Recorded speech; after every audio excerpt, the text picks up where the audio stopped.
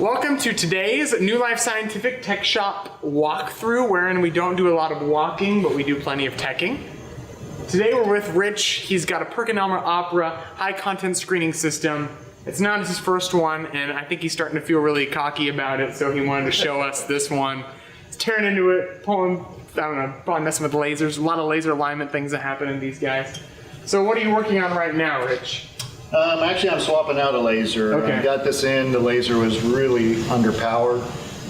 So I found another used one, got it in, tested it with my laser meter here, and it's working perfectly. So I've got that one. I also got another laser here that I'm going to replace too, and then get it up, fired up, test all the lasers, make sure they're putting full output. And then I get to align all the lasers. So how long does that take? Well, depends. It's taken. I've done one in less than an hour, and I've done some in 3 or 4 hours. It all kind of is based on the fiber optic cable that's in it, and a couple little factors. But once it's done, it's done. It usually stays pretty good. But now that you've got these things and figured out the lasers, do you like them? Is this?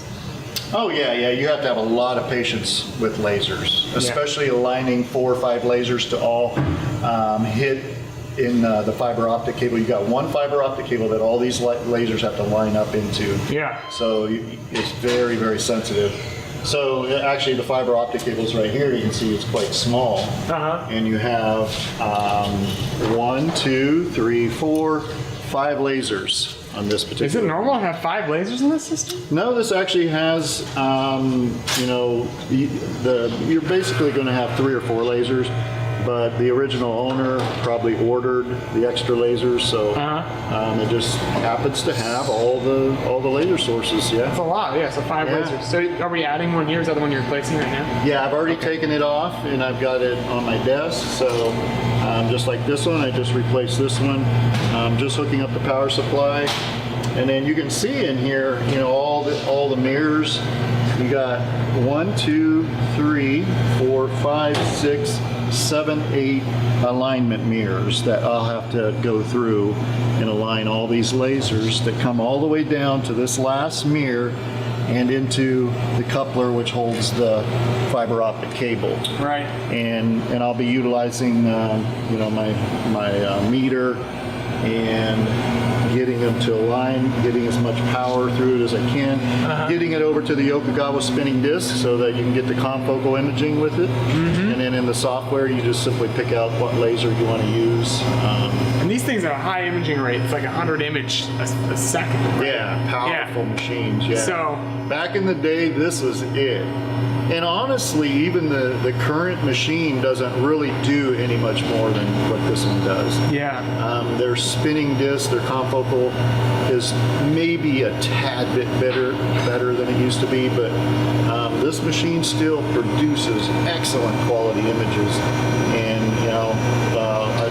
I think we just sold one down to University of Georgia, 6 months ago, I believe, and just happy as could be with it. So we've got another university actually looking at this one. That's why I want to get it up to spec and get it ready. And these are easy to work on. It's kind of like opening your, your 1996 Honda Civic, right? You just kind of pop it open and changing a laser instead of a water pump, right? This one actually has a live cell imaging attachment too, so I'll be going through that and just making sure everything's top notch before it leaves. So cool. Yeah. Thanks, Rich. Yeah, no problem. What you got special for us today? Well, another centrifuge. That's kind of normal. I feel like every video day I'm doing a lot of centrifuge work. And we're actually always in this spot in the tech shop. Like, I think everything else in your shop doesn't move. This spot is where all the circulation happens. Well, it's because the ones that take the most time are the 208, 230 volt units. Yeah, and so this area only, so. Yeah. Other than that, the bench tops I typically start and walk away, or I'm working on them in the morning. So what are you going to show us about this? The Sorvall RC5B Plus. Well, it's running at 19,000 right now. We're waiting to see what the refrigeration gets to. So we love, I personally personally love the good old classic dials.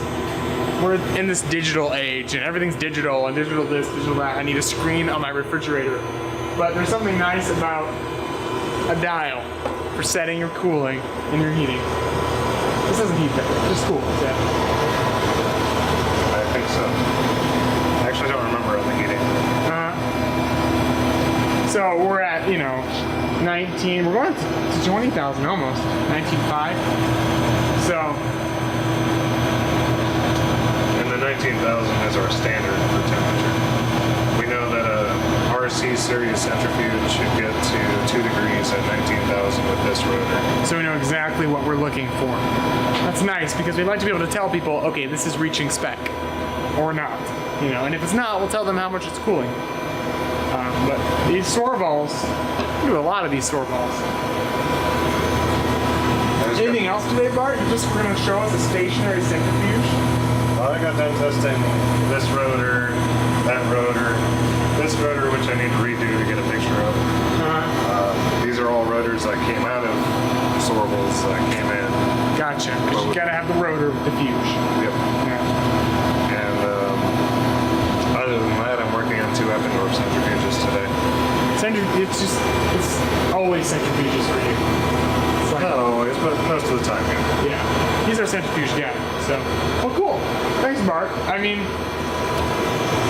I wish you could turn the dials for us because that's fun, but he's actually doing work, so we're gonna leave him alone. I can open the door. I can bypass it. While it's spinning. Isn't that not safe? That's why we're not going to. Oh, okay. Thanks, Bart. We're off to see Steve now. We've had a big interest all of a sudden in our alphametric systems, and we got a great deal on A hot dog cooker set, yes, also known as hybridization ovens. but hot dog cooker is way easier to say. And that was just the faceplate. It come off, and we were just reattaching it.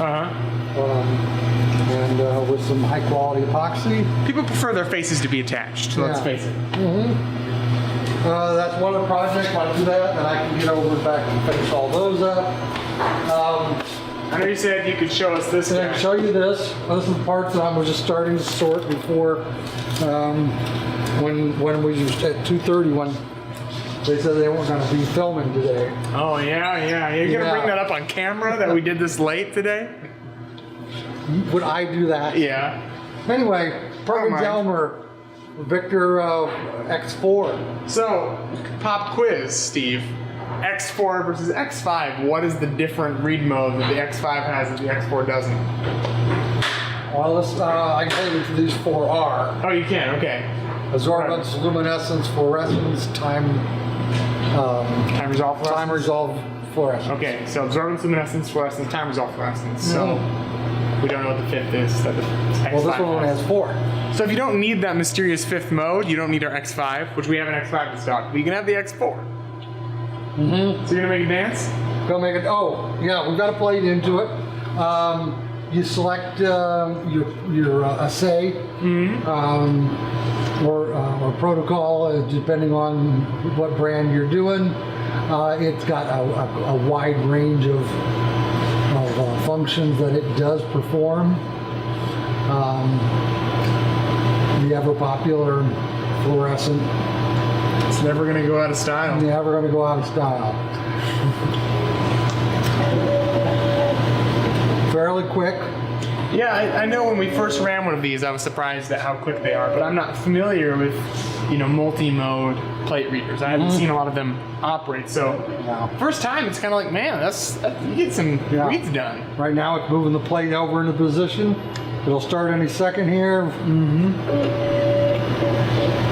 Boom, and it's like, it'd be cool if they made it so it est, and it's quicker. Yeah, I guess it would be, and there is one that does that, come to think of it. Are there any samples in here? Or is it an empty plate? There is water down the line, and no, we don't have a sample in there now. I'm just making sure that the reader reads. Yeah. And we should be getting a reading here in a second. So let There's me something. know. Yes, that one it's got something different than what's in the rest of it. There's a goopy in there or something. But And boy, is that one high. yes, considering yes, it is. It's just a block of salt. Oh, really? Okay. Well, it's certainly catching that, isn't it? No, but I didn't at the time to test it. I'll throw that in, be done with it. So we know the sensors are working.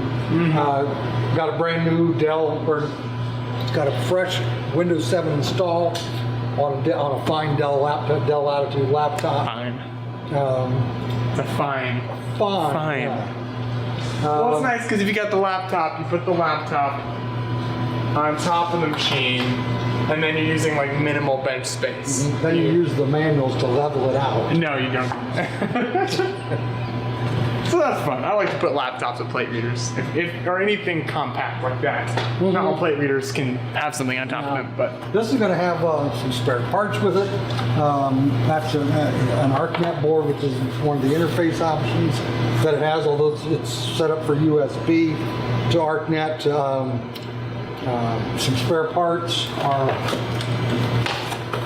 over here. Another lamp, tools. an extra lamp. Does this have a cheaper lamp in it than other readers? Well, that's for, I believe, for your white Oh, okay. That makes sense. halogen. Anyway, Sometimes lamps can burn you. two different filter Wow. wheels, and then I haven't done my research on it yet. Two empty filter wheels, and the rings to hold them in, they were actually sealed. But you know me, I can't. I've got to look and Gotta know see. what it is, right? Yes, exactly. So you pulled it open and Yeah, new filter wheels and the securing.